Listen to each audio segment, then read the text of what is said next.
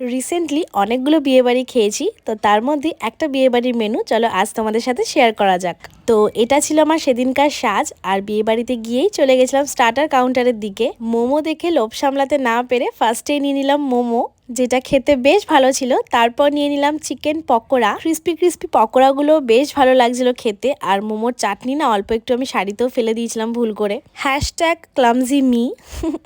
যাই হোক, তারপর বসে গেলাম একদম ডিনারের টেবিলে। ফার্স্টেই দিয়ে দিল ভেটকি মাছের ফিশ ফ্রাই, আর সাথে গ্রিন চাটনি আর স্যালাড। ভেতরে মাছের স্টাফিংস কিন্তু অনেকটা ছিল, বেশ ভালোই লাগছিল খেতে গ্রিন চাটনিটা দিয়ে। তারপর চলে এলো প্লেটে মশালা কুলচা আর সাথে ডাল মাখানি। কুলচাটা দিয়ে ডাল মাখানিটা ভীষণ ভালো লাগছিল খেতে। আমি আরেকটা নিতাম, বাট তারপরে আর কিছু খেতে পারবো না সেই ভেবে আর নিইনি। তারপর প্লেটে দিল সাদা ভাত আর কাতলা কালিয়া, এবং মাছটা ভীষণ ফ্রেশ ছিল, এই যে দেখতেই পাচ্ছ।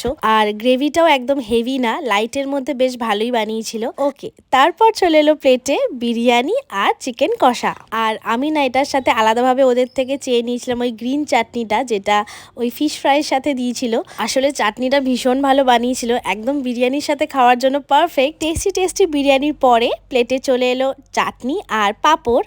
মিক্সড চাটনি ছিল, চাটনিটা খুব ভালো হয়েছিল। আর তারপরেই দিয়ে দিল আমাদের এই ক্ষীরের সন্দেশটা। রাজভোগও ছিল, বাট সেটা আমি আর নিইনি। And last but not the least, ice cream, যেটা না নিলে একদম লস বিয়েবাড়ি যাওয়া। সো এই ছিল আজকের বিয়েবাড়ি খাওয়া দাওয়া। ভালো লাগলে একটা লাইক করে দিও। টাটা।